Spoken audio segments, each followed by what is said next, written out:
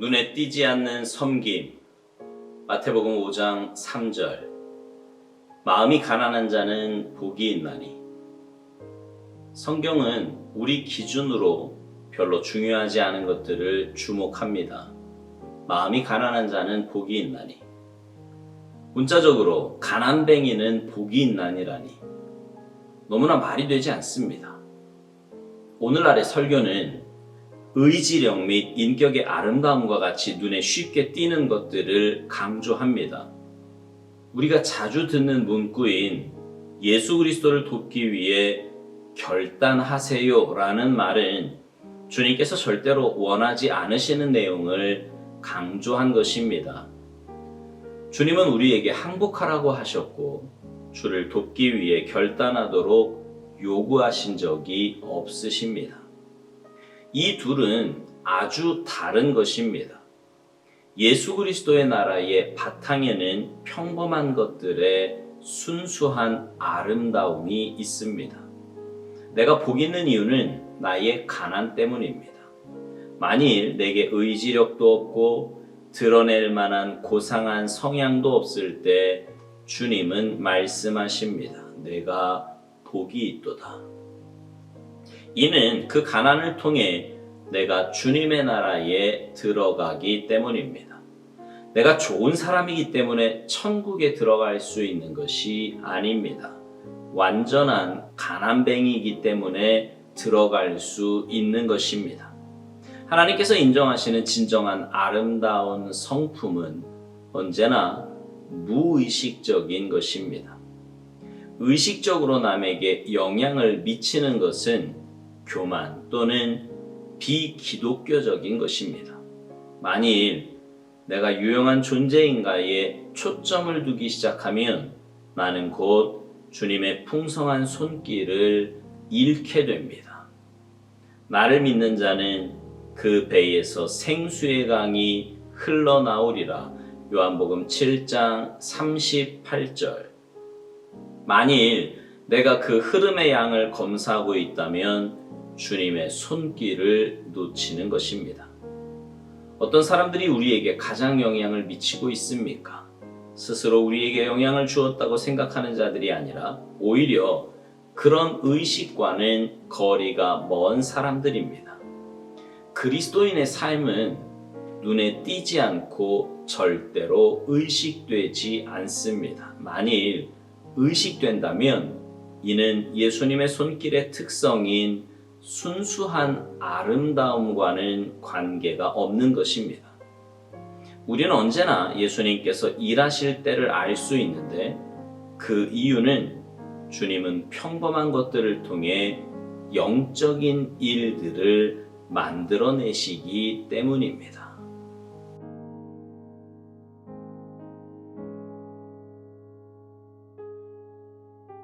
오늘 묵상을요, 오수환 목사님은 이렇게 시작합니다. 성경은요, 우리 기준으로 별로 중요하지 않은 것들을 주목한다고요. 그러면서 마음이 가난한 자는 복이 있다는 산상수훈 말씀을 예로 들어 설명합니다. 사실요, 이 마음이 가난해지는 경우는 무슨 몸이 아프거나 아니면 사업에 문제가 생겼다거나 자녀가 속을 썩이거나 이렇게 삶에 뭔가 문제가 생길 때입니다. 그러니 그런 상황을 만나는 게 좋을 리는 없지요. 하지만 성경은요, 그렇게 가난한 마음으로 살아야 영적으로 건강한 삶을 살 수 있다고 말씀합니다. 죄성을 가진 우리는요, 조금만 형편이 좋아지고 환경이 나아지면 어느새 교만의 자리에 가 있습니다.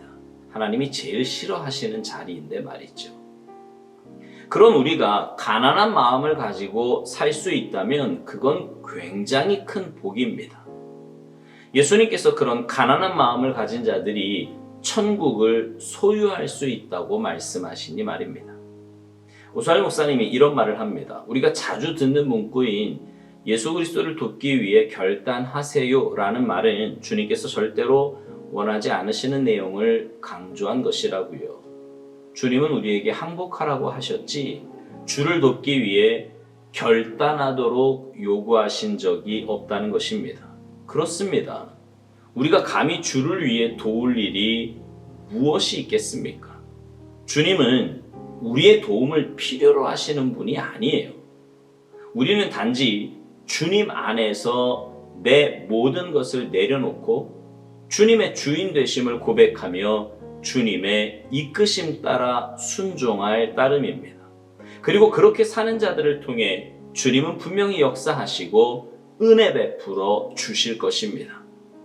만일 내게 의지력도 없고 드러낼 만한 고상한 성향도 없을 때 주님은 내가 복이 있도다라고 말씀하실 것이라고 오스왈드 목사님이 이야기합니다.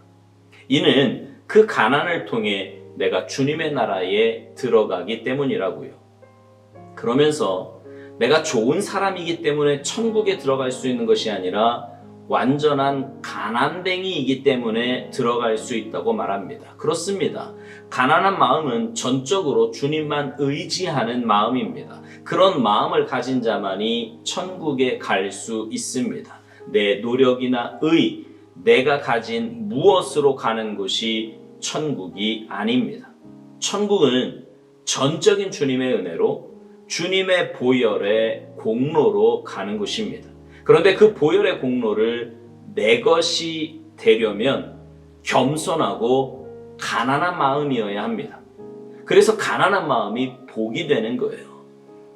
오스왈드 목사님은 하나님께서 인정하시는 진정한 아름다운 성품은 언제나 무의식적인 것이라고 말합니다.